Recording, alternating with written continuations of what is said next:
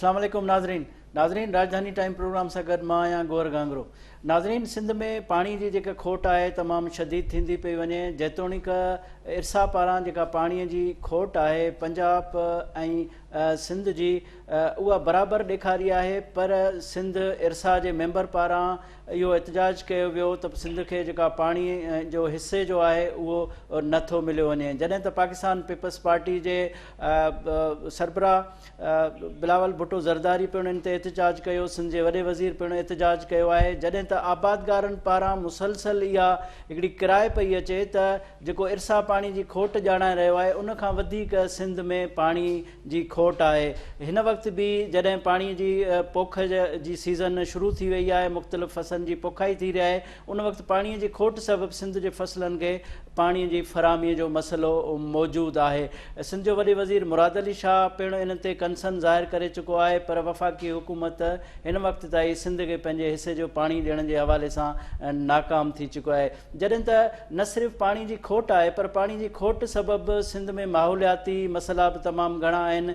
Indus delta ते जेको पाणीअ जी खोट आहे ऐं समुंड जेको पाईंदो पियो वञे, इहो मसइलो पंहिंजे जॻह ते आहे। जॾहिं त सिंध जो जेको एनवायरमेंट आहे ऐं सिंध जो जेको इको सिस्टम आहे उहो पिणु डिस्टर्ब आहे। पाणी जी खोट सबबि न सिर्फ़ु फसलनि ते पर माहौल ते ऐं मजमूई तौर ते जेका असर पवनि था उहे इंतिहाई ख़तरनाक आहिनि। हिन वक़्तु असांखे टेलीफोन लाइन ते जॉइन कयो आहे सेनेटर ससी पली जो, जंहिंजो तालुक़ु पाकिस्तान पीपल्स पार्टी सां आहे। साण असां सिंध में पाणी जी खोट ऐं माहौलियाती ख़तरनि मतलब मालूम कंदासीं कि छो त ससी पली जो साहिबा जो तालुक़ु ठटे सां आहे ऐं समुंड में पाणी न वञण सबबि जेको कोस्टल एरियाज़ में मसइला आहिनि, जेको समुंड पाणी पाईंदो पियो वञे, ज़मीन पाईंदो पियो वञे, उहे मसइला पिणु मौजूदु आहिनि, उहे बि मालूम कंदासूं। अस्सलाम वालेकुम ससी साहिबा।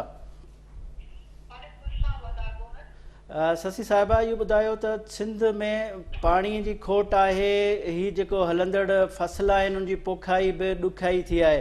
तव्हां हिन वक़्तु फील्ड में आहियो, आवाम जे विच में आहियो, तव्हां ॿुधाईंदव त हिन वक़्तु सिंध में पाणी जी खोट जी छा सूरत हाल आहे ऐं वफ़ाक़ पारां इहा जेका सिंध जे हिसे खे पाणी न ॾियण वारो मामिलो आहे उन ते तव्हां छा चवंदव? वॾी महिरबानी अदा गोर, तव्हांजी महिरबानी, सिंध टीवी जी महिरबानी। ऐं दस ॾियां थी पंहिंजे सिंधी मीडिया खे ऐं ख़ासि करे सिंध टीवी खे बि तमामु ही अहम इशू आहे, असांजे बका जो इशू आहे। हालांकि असांजी ख़्वाहिश, तव्हांजी ख़्वाहिश हूंदी त हर वक़्तु माण्हू बैन अवी शयुनि ते पियो ॻाल्हाए, जदीद तहक़ीक़नि ते वेठी ॻाल्हाए, साइंस टेक्नोलॉजी में छा पियो थिए, पर असांजी मजबूरी आहे, असांजी ज़रूरत आहे, असांजे कंधनि ते ॿार आहे ऐं असांजे बका जो सुवाल आहे। इन हवाले सां ई जेको आहे ॾिसूं पिया त हिन दफ़े वरी पहिरियों ॿीहर हिकिड़े सूबे जी इकठी करे ऐं उनजी आवाम खे असीं नथा चऊं, पर ज़ाहिरी ॻाल्हि आहे जेको हिकिड़ो ई सूबो सेंट्रल शयूं रहियूं आहिनि, यानी पंजाब जे हवाले सां चवां पई त उन में हींअर बि असां PTI जी डिक्टेशन ते हलंदे तमामु नाइंसाफ़ी वारा फ़ैसिला कया आहिनि ऐं तारीख़ हिननि जी अहिड़ी ई रही आहे, ख़ासि तौर ते मुस्लिम लीग नून ऐं PTI जी हुकूमत में।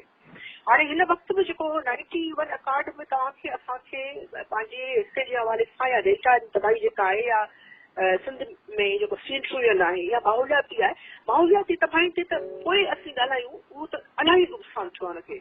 चाहे कराची वारे समुंड वारो पासो ॾिसूं, अॻियां हलूं पाण सॼी कोस्टल बेल्ट जी डेल्टा जी तबाही ॾिसूं, रामसर साइड जी तबाही ॾिसूं, असांजे उपत जेका आहे उनजी तबाही ॾिसूं, असांजी जेको हवा इकोसिस्टम उनजी ॾिसूं, पर जेको हींअर पाण अदा पिया आहियूं, झलिया पिया आहियूं, पीअण जे पाणी ऐं एग्रीकल्चर खे जेको कापारी धक लॻो आहे, छा जेका 91 अकार्ड ते जेको आहे सिंध लाइ हिकिड़ी हमेशह पाण चवंदा आहियूं बिट्र बिल आहे, पर ही टे रुखी फार्मूले तहत विरासत कई थी वञे ऐं उन में जेको आहे सूरत हाल इहा आहे मञण लाइ तयारु कोन्हनि ऐं इफ़ा में जेको सिंध जो नुमाइंदो अॻे त नुमाइंदो इलाही पैसिव ऐं थोरो हुनखे असीं पाण पुठी चपड़ींदा हुआसीं, अदा ॻाल्हाए उहो ज़ुल्म आहे उहो ई पवंदो। असीं जॾहिं स्पेशल कमेटियूं सचायूं सेनेट में या वाटर पावर में वेंदा हुआसीं त वापरा हिननि सां जहिड़ा हूंदा त हिनखे ख़ासि करे हिननि खे ॻोल्हींदासीं, सारा ई कंदी हुई बेईमानी कंदी हुई ऐं हिन चेयरमैन ऐं सभु मिली करे हाणे त PTI में वफ़ाक़ जेको आहे चेयरमैनशिप पाण वटि रखी आहे, उनजा नुमाइंदा ऐं ॿिया बि उन्हनि खे जेको सॼो डिक्टेशन ते हलंदा। त असां स्पेशल कमेटी तॾहिं ठाराईसीं त ही ॿियनि जे अॻियां नथा पेश थियनि, उन तरीक़े सां असांजे अॻियां पेश थी बसि हिननि जी खलियल आहियूं ऐं उहो असां ते प्रेशर विधो थोरो घणो पाणी असांखे ईअं ॾींदा हुआ एज़ अ सिंध जहिड़ो पर जेको आहे ॿिए ख़िते में हुजे। बहरहाल ॻाल्हि छा हुई ॿुधायां त असां में हिन वक़्तु जो नुमाइंदो आहे हुन एहतजाजी ख़त बि लिखियो आहे। तव्हांजी ॻाल्हि बिल्कुलु सही आहे। सिंध हुकूमत जंहिंमें ब्लाउज़ भुट्टो ज़रदारी साहब ऐं सिंधी मीडिया पर ख़ासि तौर ते सिंध जो अवाम अॼु बि सिंध में मुख़्तलिफ़ जायुनि ते धरणा आहिनि। कल्ह टियों ॾींहुं मुंहिंजे ख़ुदि ज़िले में मीरपुर साकरे ऐं ॻाढ़ो ऐं हिन पासे पर ख़ुदि घारे में जेको नेशनल हाईवे ते मेन जिते अचे थो हाणे उन में पोखी हुई त छा पर माल मवेशी ख़ासि करे जेको आहे टियों ॾींहुं सोहिल साल खां पहिरीं ॻाल्हि ॿोल थी पई उन में बि जेको आहे चाकाणी ऐं लदियाबा राजबाग इहे सॼो उन्हनि खे चयो पियो त पंहिंजी अंदरूनी जेतिरो पाणी अचे थो हुनजी विरासत पाण मुमकिन बनायूं त उहा सही तरीक़े सां थिए।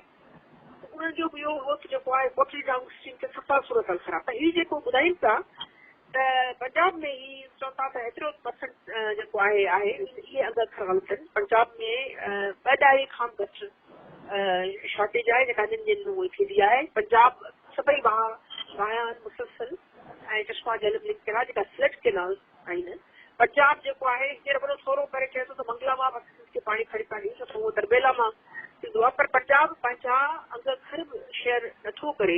अच्छा तव्हां पंजाब जी ॻाल्हि कई त पंजाब जॾहिं इहा दावा कई त तोनसा मां ऐं झेलम मां असां पाणी सिंध खे ॾिनो आहे पर सिंध इरीगेशन ख़त लिखियो त तव्हां जेको पाणी ॾिनो आहे उहो असां वटि पहुतो न आहे जॾहिं त तोनसा ऐं गुडू बैराज जे विच में 13,000 क्यूसिक पाणी विच में गाइब थी वियो। तव्हां छा था सम्झो इन रवई खे कीअं था ॾिसो?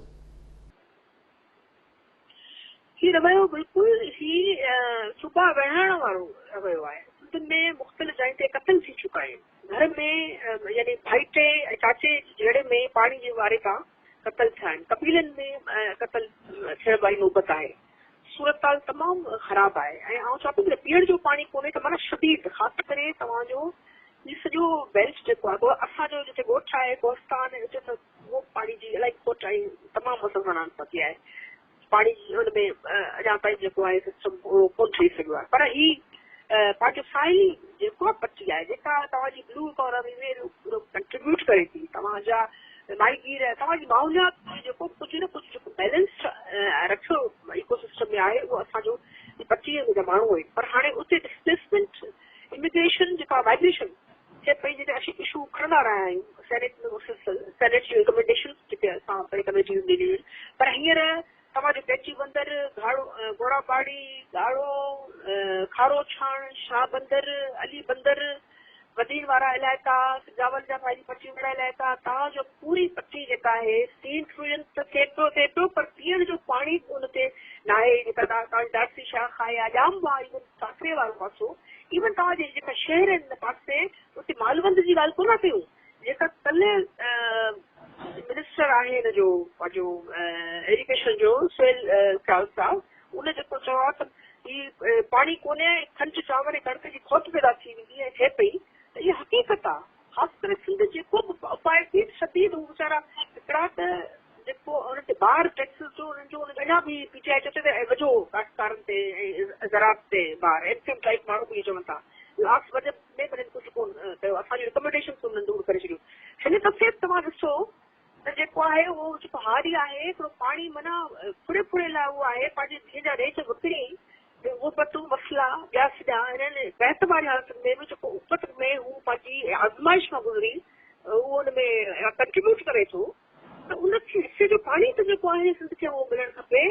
अफ़सोस जी ॻाल्हि आहे त असीं पाकिस्तान थियण खां पोइ अञा ताईं जेको आहे हिन ख़ासि करे सीज़न में पाणी लाइ जहिड़ो वेड़ ईअं थिए पई पोइ शाबूस हुजे सिंध जे माण्हुनि खे त उहो पीसफुल आहिनि वधि में वधि उहो जेको आहे एहतजाज कनि था रस्तनि ते अची या कीअं पर उन्हनि कॾहिं बि जेको आहे लॉ एंड ऑर्डर जेको आहे सूरत हाल जी कोन्हे पैदा कई।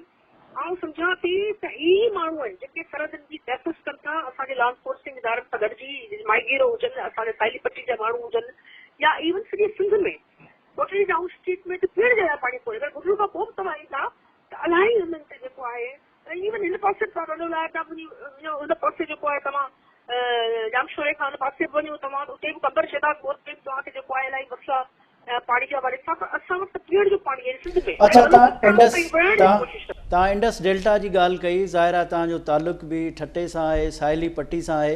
तव्हां इहो ॿुधायो त जॾहिं पाणीअ जी डिस्ट्रीब्यूशन जी ॻाल्हि ईंदी आहे त पोइ इंडस डेल्टा खे ख़ातिर में छो न रखियो वेंदो आहे, या उते अंडरग्राउंड वाटर जेको पीअण जहिड़ो न आहे त उनखे ख़ातिर में छो न आणी वेंदो आहे, जॾहिं त डिस्ट्रीब्यूशन त डिमांड मूजिबि हुजणु खपे न?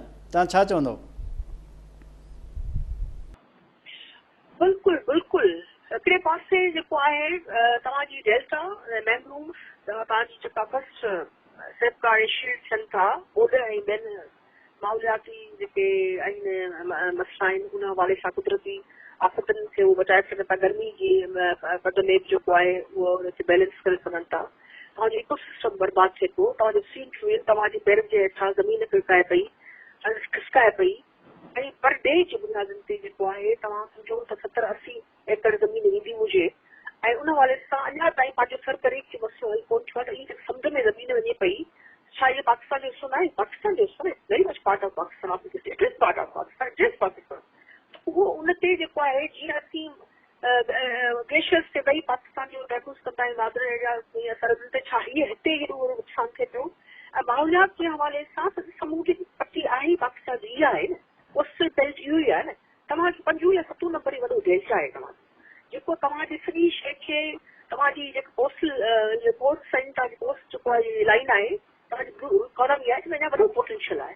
हीअ तव्हांजी सॼी मशत खे तव्हांजे ॿार खणी सघे थी अञा वधीक, पर हींअर जेके बंदरगाहूं आहिनि इहे हिते ई आहिनि त उनखे बैलेंस करण लाइ प्लस तव्हांजी इको सिस्टम जी ॻाल्हि कंदुमि। ऐं ॿियो ॻाल्हि त तव्हांजी ज़राअत जे हवाले सां माहौल दोस्त ऐं जेका पाइदार ज़राअत जेको न हूंदी ऐं उन सां पाण अलाए 50% जेका आहे पाणी उनजो घटि करे सघूं था।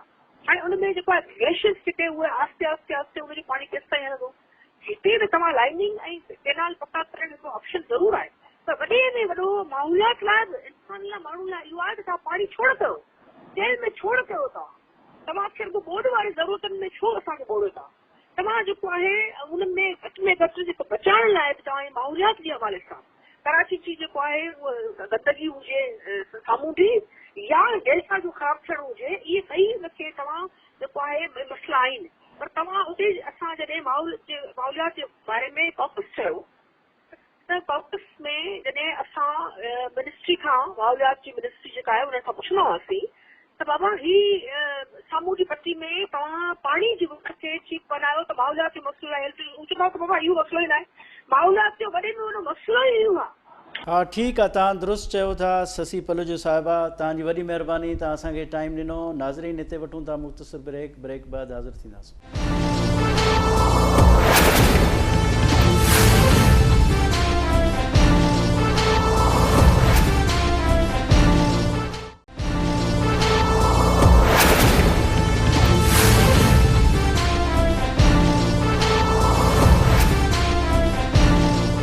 नाज़रीन वेलकम बैक।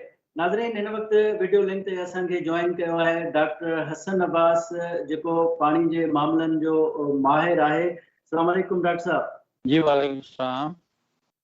डॉक्टर साहब ये बताएं कि सिंध में पानी की शदीद कमी है और पानी की वजह से न सिर्फ एग्रीकल्चर मुतासर होती है, इंसानों की जिंदगी मुतासर होती है, लेकिन उनसे रिलेटेड जो इकोसिस्टम है या माहौलियाती खतरात है, आप क्या समझते हैं कि पानी की कमी की वजह से ये माहौलियाती खतरात किस हद तक हैं? देखिए ये माहौल की जहाँ तक ताल्लुक है तो जो दरिया सिंध है और उसके इर्द गिर्द का जो माहौल है, जो इस दरिया के जिस वक्त ये दरिया अपने कुदरती तरीके से चलता था तो उस हिसाब से जो उस वक्त माहौल था वो भी तकरीबन ख़त्म हो चुका है, बिल्कुल ही ख़त्म हो चुका है। यानी ये जो दरिया सिंध है ऊपर से आता था, ये आप गुद्दू से लेके तो नीचे कोटरी तक आए तो ये जो अभी आपको इधर जो है वो 2 खड़े दरख्त जो है वो पुराने नजर नहीं आते। ये जो जगह है ये तो सारी की सारी जो है ये थी फॉरेस्ट होता था और फॉरेस्ट में जो है वो फिर हर तरह के जानवर थे, परिंदे थे, चरिंदे थे, ये सब लोग थे यहाँ पे। तो वो सब कुछ तो खत्म हो गया। तो और वो क्यों खत्म हुआ? क्योंकि ना सिर्फ ये कि पानी बहुत सारा ऊपर रोक लिया गया, ये इंडस के 6-7 दरिया हैं बड़े बड़े जो मिल के दरिया सिंध बनाते हैं, अगर आप मगरिब की तरफ से शुरू करें तो सबसे पहले दरिया काबुल आता है, फिर दरिया सिंध खुद आता है, फिर उसके दरिया जेलम है, दरिया चनाब है, दरिया रावी है, दरिया ब्यास है, दरिया सतलुज है। ये 6-7 दरिया हैं। अब इन सब दरियाओं के ऊपर डैम बन गए, उसकी वजह से पानी रुक गया। फिर इन सब दरियाओं के ऊपर बैराज बन गए और उसमें से नहरें निकाल के पानी दरिया से निकालना शुरू कर दिया इन लोगों ने, तो पानी निकल गया। जब पानी निकल गया और ऊपर से जो पानी आ रहा था वो रुक गया, तो नीचे क्या आना है? नीचे फिर यह है कि वो दरख्त, वो जंगल जो थे वो सूखने शुरू हो गए। फिर नीचे जो आपका डेल्टा है वो खुश्क होना शुरू हो गया। फिर समंदर ने उसके बीच में आना शुरू कर दिया।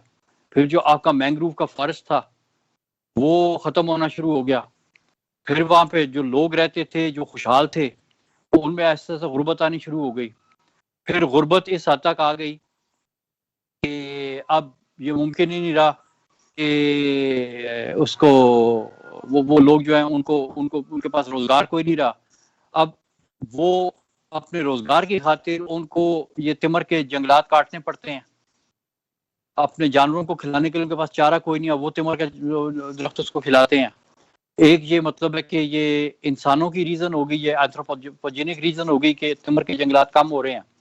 दूसरा क्योंकि समुद्र ने आगे आना शुरू कर दिया और ऊपर से जो रेत और मट्टी पानी के साथ आती थी नीचे, वो आना बंद हो गई। उसकी वजह से भी तिमर के जंगलात जो मरना शुरू हो गए। तो कुछ जो है उसको समुद्र खा गया तिमर को, कुछ लोगों को खाने पड़ गए, और इस तरह से बिल्कुल माहौल तो तबाह हो गया है। वो दरिया सिंध तो दरिया सिंध रहा ही नहीं जो किसी जमाने में था, जिस तरह कुदरत ने उसको बनाया था। जी अच्छा हसन साहब, ये बताएं कि जब इतने डैम नहीं थे, बैराजेस नहीं थी, तो एग्जिस्ट जो पानी था, जाहिर है दरिया सिंध में इतना शेर दरिया कहा जाता है उसको, तो उसकी वजह से जो यहाँ की इकोलॉजी थी, जो यहाँ का इकोसिस्टम था, जो माहौलियात की बेहतरी थी, या दरिया सिंध पे जो सैराब जमीनें होती थी, तो एग्जिस्ट जमीनें डैम बनाने के बाद, बैराजेस बनाने के बाद उनको एग्जिस्ट जमीनों को पानी कम हो गया, लेकिन नई जमीनों को सैराब करने गए। तो हमारे पास जो माहौल पहले ही था उसको बरकरार रखने के बजाय हमने एक नया तजुर्बा शुरू किया। आप क्या समझते हैं कि उस वजह से माहौलियाती खतरा दरपेश आए? जी जी, माहौलियाती खतरात दरपेश आए, और वो फिर खतरात जो हैं वो उन्होंने अपना रंग दिखाया और माहौल का उन्होंने तकरीबन जनाजा निकाल दिया। मैं तो ये कहूँगा माहौल तो ख़त्म हो गया। क्योंकि आप देखिए, ये जो दरिया है ना, उसमें जो पानी चलता है वो सिर्फ पानी नहीं होता, उसके साथ बड़ी ज़रूरी समझने वाली चीज़ें हैं कि जब दरिया चलता है तो उसके बीच में रेत और मिट्टी भी होती है, वो भी दरिया के साथ चलती है। और उसके बीच में ये नमक भी होता है, या डिजॉल्व सॉलिड जिसको आप कहते हैं, ये भी उसके बीच में होता है। अब ये जो, अगर आप दरिया सिंध को देखें तो ये एक ऐसा दरिया है कि इसके बीच में रेत और मिट्टी भी है और इसमें नमकियात भी हैं। और ये रेत और मिट्टी और नमकियात को अपने साथ लेके चलता था। ऊपर पहाड़ों से शुरू होता था और नीचे आने के बाद आखिर में वो रेत और मिट्टी जो है वो डेल्टा में बैठ जाती थी, और नमक वाला पानी, जो पानी में नमक होता था, वो सारे का सारा वो समुद्र में बहा देता था।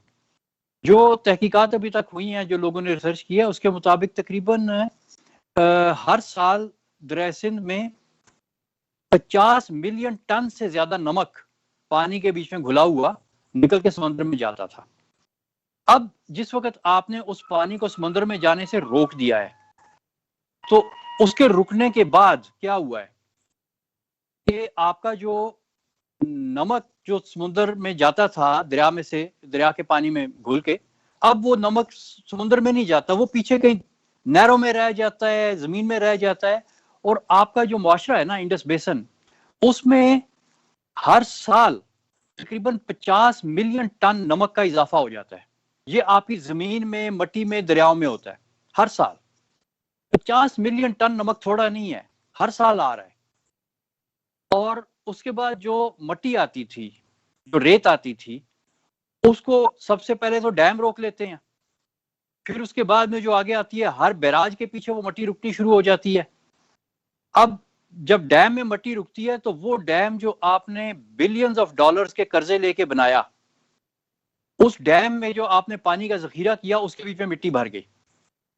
अभी 50 साल नहीं हुए और तरबेला आधे से ज्यादा मिट्टी से भर चुका है। 40 साल नहीं हुए थे मंगला को बने हुए, तो वो मिट्टी से भर गया आधे से ज्यादा।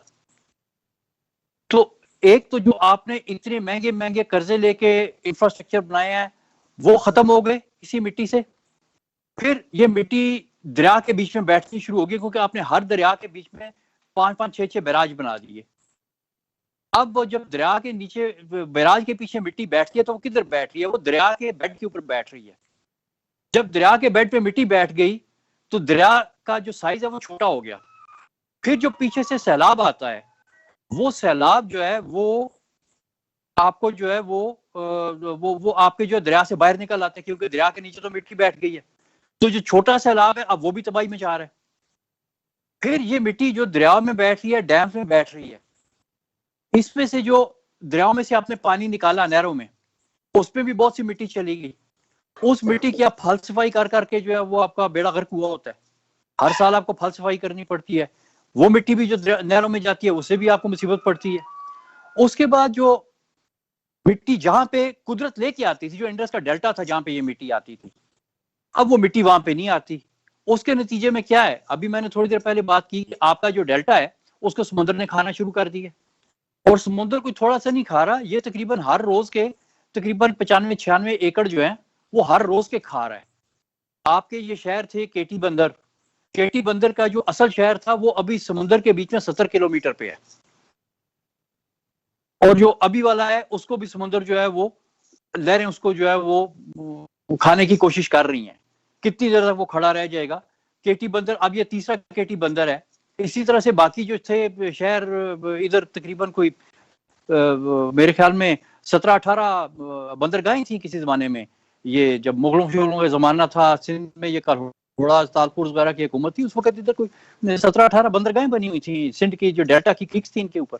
यानी ये शाह बंदर से लेके तो बदीन तक और ये आगे सिर क्रीक तक ये सारी बंदरगाहें थी, सारी क्रिक्स में पानी आता था। फिर यहाँ पे चावल लगता था। अब आप देखें जो चावल है ना उसका तो माहौल है वो गर्म खित्ते में और ये जो आपके जो ज्यादा नमी वाला खिता होता है उसके बीच में लगता है चावल।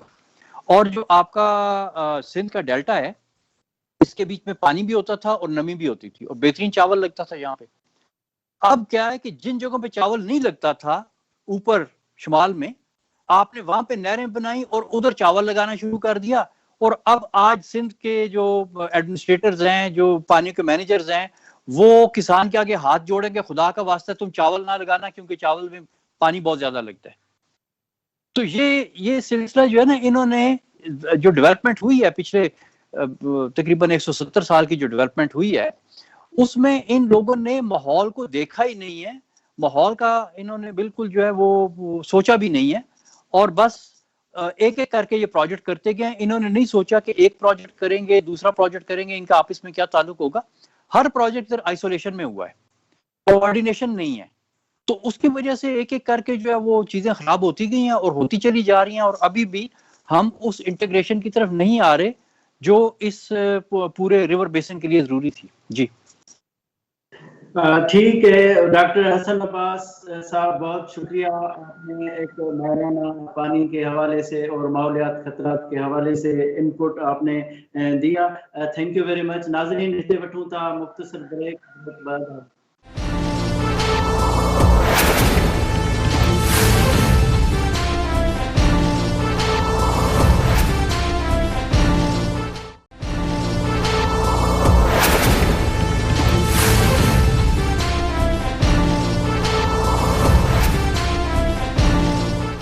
नाज़रीन वेलकम बैक। नाज़रीन हिन वक्त असांखे जॉइन कयो आहे मसूद लोहार साहब, जेको माहौलियाती माहिर आहे। असां साणस सिंध में पानी जे खोट बैदि जेके माहौलियाती ख़तरा आहिनि उन मुतलिक़ मालूम कंदासूं। अस्सलाम वालेकुम मसूद साहब। वालेकुम सलाम साईं। मसूद साहब, इहो ॿुधायो त सिंध में हिन वक़्तु पाणीअ जी खोट आहे, तमामु घणी किराए पई अचे ऐं सिंध में जेके हाणे हिन वक़्तु फसल पोखिया पिया वञनि उन हवाले सां पाणीअ जी अवेलेबिलिटी न आहे। हाणे पाणी जो जेको मामिलो आहे न सिर्फ़ु फसल जी पोखाई जो मामिलो आहे पर पाणी जी खोट जे करे जेको इकोसिस्टम ते या सिंध जे माहौलियाती जेके असर थियनि था, तव्हां छा था सम्झो त पाणी जी खोट सबबि जेके ॿिया पहलू आहिनि माहौलियाती उन ते तव्हां रोशनी विझो।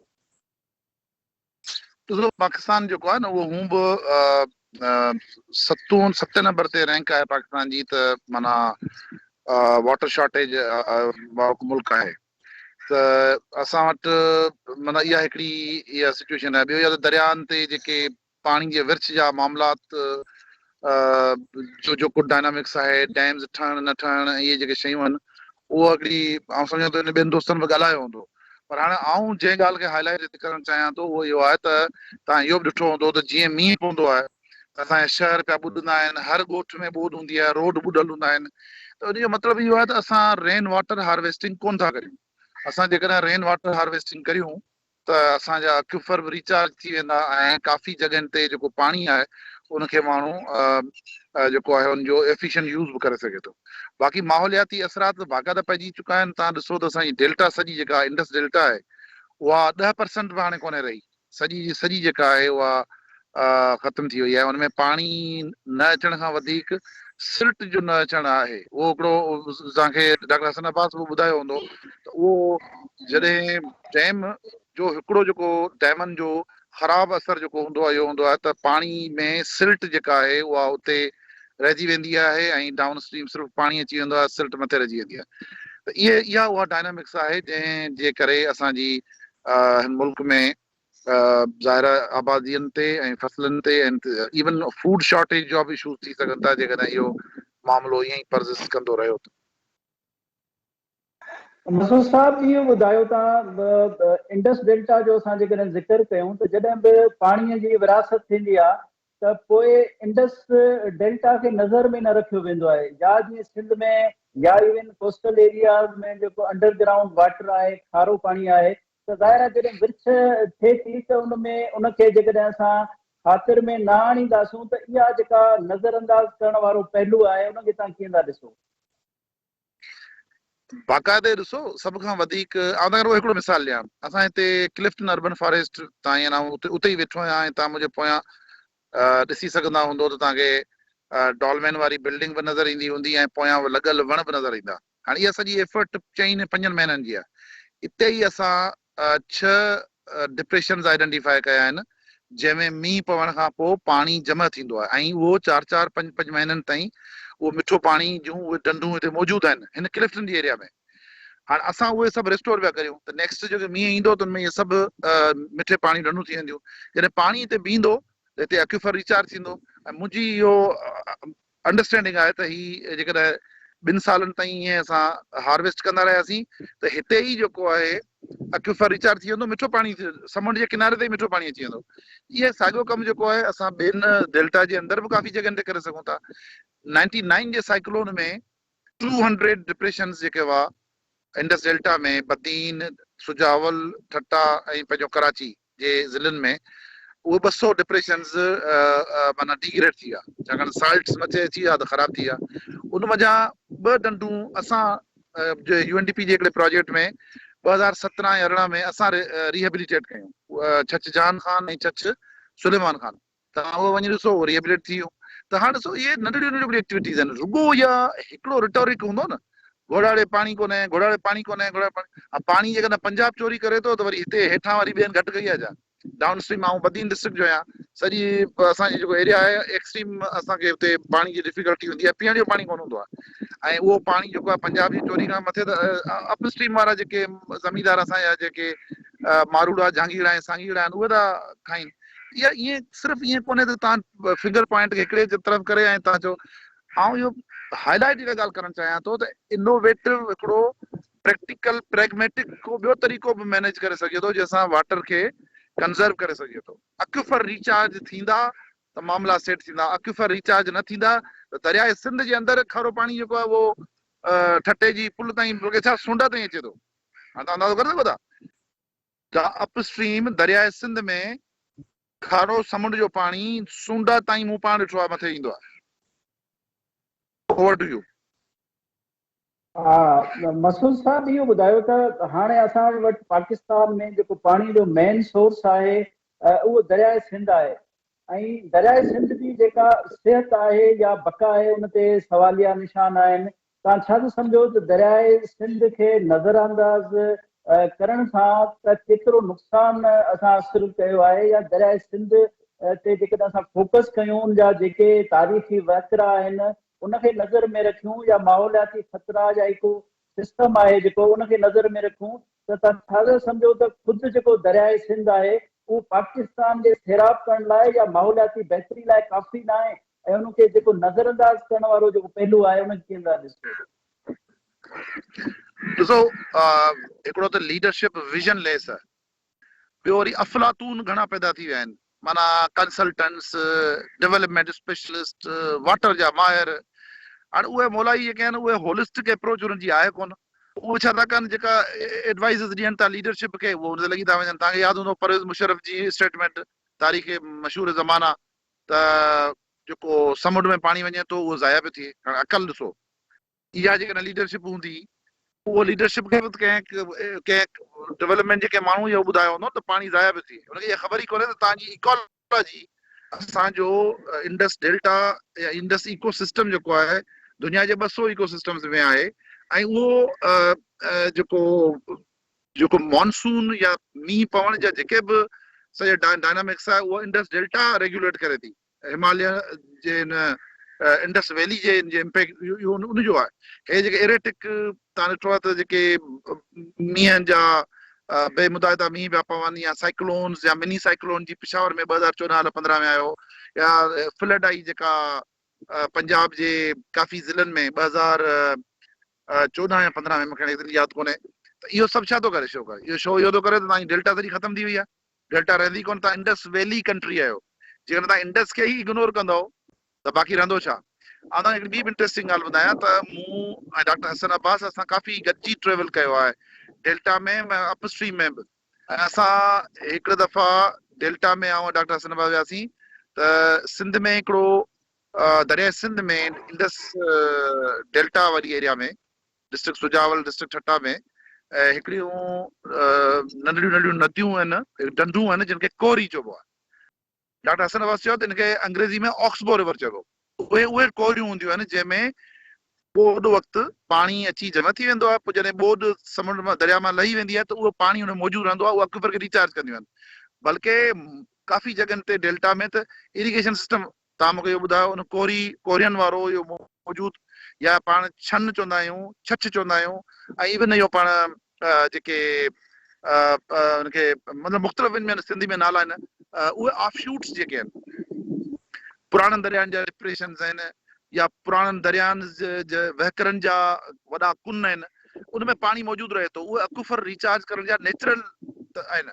उन्हनि खे अनफॉर्चुनेटली 99 ऐं 64 जे साइक्लोन्स डैमेज कयो, त उनखे वरी रिस्टोर कयो, रिहेबिलिट कयो। किथे आहे सिंध गवर्नमेंट जो या फेडरल गवर्नमेंट जो को अहिड़ो प्लान जंहिंमें डिग्रेडेड वाटर डिप्रेशन्स खे रिहेबिलिटेट कयो? तव्हां रुगो तव्हांजूं रामसर साइट्स आहिनि बदीन में, पंहिंजी नरेड़ी ऐं जबो, ॿिन्ही इहो कॉम्प्लेक्स जेको आहे उन्हनि खे तव्हां उहे डिग्रेड थियूं 99 जे साइक्लोन में, अञा ताईं रिहेबिलिटेट कोन थियूं। उनखे असां रिहेबिलिटेट करण जी कोशिशि कई 2009 में, पर अनफॉर्चुनेटली 2010 में इहो हिकिड़ो वॾो पॉलिटिकल डिस्कशन थी वेंदो। इहो ॿुधाइणु चाहियां थो त शयूं ईअं आहिनि ई कोन जीअं असीं उनखे ॾिसूं था। हिनखे बिल्कुलु नए ऐं इनोवेटिव ऐं नई एंगल सां ॾिसो, तॾहिं सोल्यूशन पैदा थींदा।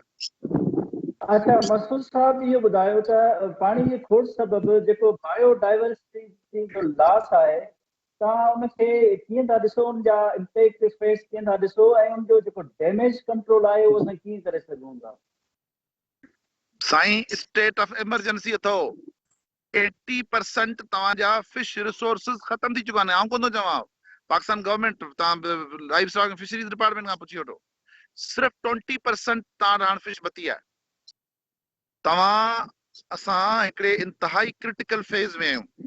हिन वक़्तु अखि न पटी त अलाह सी पनाह ॾे, हिते फूड सिक्योरिटी जो ई मसइलो थी वेंदो पाकिस्तान में। मसूद लुहार साहब, वॾी महिरबानी, तव्हां असांखे टाइम ॾिनो। नाज़रीन, ही राजधानी टाइम शो तव्हां ॾिठो। ईंदड़ शो में कंहिं नए मौज़ूअ सां गॾु हाज़िर थींदासूं। पंहिंजे मेज़बान गौहर गांगरो खे इजाज़त ॾींदा। अल्लाह हाफ़िज़।